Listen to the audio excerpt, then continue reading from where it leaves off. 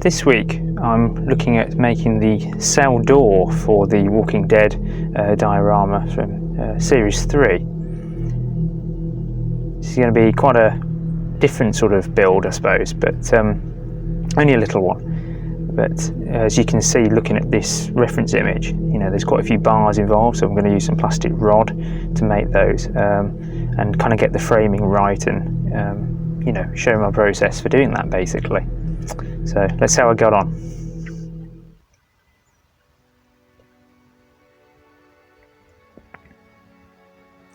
So I began by actually, drawing out a template for the cell door, and so obviously like a rectangle shape. I've got the dimensions from the reference by scaling it.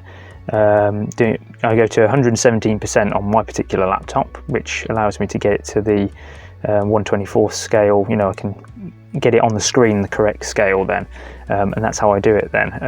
And then I take the measurements from that and transfer them to the paper, so I get like kind of a square look at how I'm doing. Because sometimes references, you have this problem where they're not exactly square, or the person that's taken the photo is kind of at a different angle. But you can see me anyway draw it out, the different lines for the bars and things, and the structure of the door, so that I can then put my plastic card down and my rods and things and get them in place.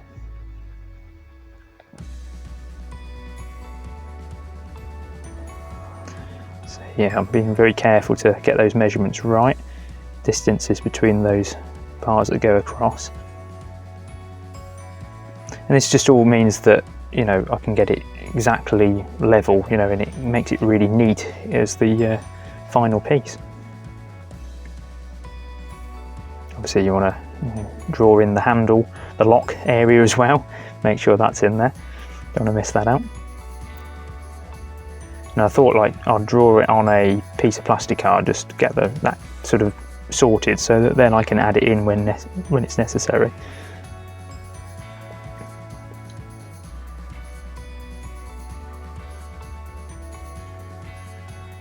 And then on the plastic card, just make sure those measurements are good. I always measure things 2 or 3 times before I cut anything, just to make sure that I haven't got it wrong, or that I'm not going to make an error with it, because that can be disastrous if you start quickly not taking your time with things. So yeah, a couple of quick cuts, and cut that lock out. And obviously I'll add some details to it later on to make sure that it's kind of got some definition to it. But, next is a case of kind of starting to work out the frame for the door, the frame that holds the door together effectively in this case, not the actual door frame. But I actually use some plastic girder pieces for this, because I thought that would be quite good to slot the beams in, or the plastic rod, and between them in the grooves. So yeah, just offering up and then making a little cut in order to bend the plastic back afterwards, and then I use the same piece to kind of make sure they're the same length and things. I did trim down the edges, or the ends of these pieces, just to try and get an angle to stick the base of the door and the top of the door to each other, to these pieces. But it kind of turned out I didn't actually need to do that, but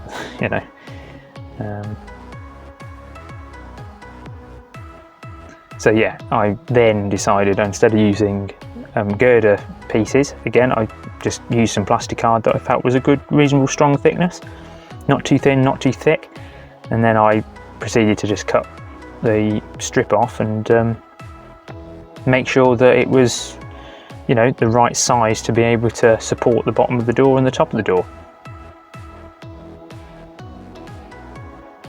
It's quite fiddly trying to glue this, actually, because I've got 2 super glues now that I use as well, which is one's dries a little bit slower than the other one, so I've got one for kind of quicker things, where I need it to set quickly, and then this one's more of a gel, the blue one that I've got here. You see the other one in the background. But But yeah, you can see I'm trying to get it all. Right, get the top one the same as the bottom one.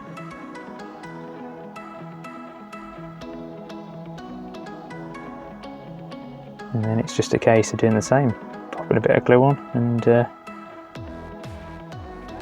fitting it to the top of the frame.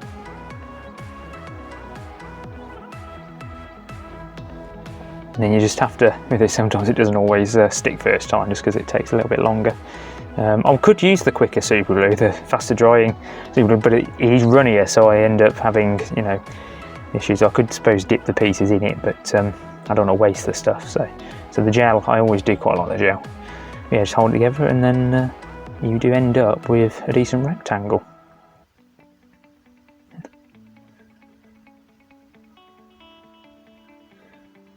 Yeah, before I carry on as well, I just have to check that it's going to fit and everything in the door frame that I'm working with, so I just offered that up. And then it's the time to start making sure that the bars, the plastic rod is going to fit accordingly. So in this case, I measured one, made sure that that fitted. As you can see, I've got a nice tight snug fit there for the middle one, and then it was really a case of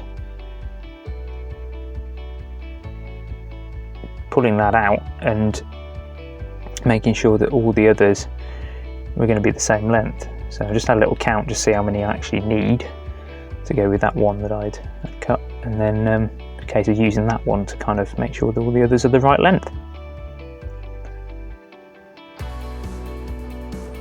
Yeah, just speed this up, and you can see that, you know, it can. It's quite simple once you've got one to measure off, but as you go, you can, you know, just make sure they're all in line with each other, and then start doing the test fitting for each one and glue them into place. It's the same as well, same process for the bars that go across as well. Just literally, you know, cut one, and then I cut them all to the same length, and then put them onto the door to make sure that they're all pretty solid, really.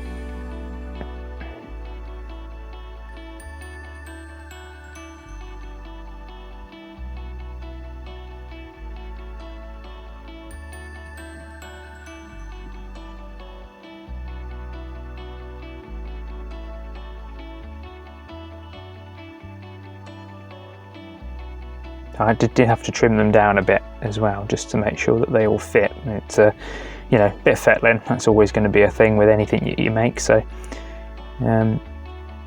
yeah.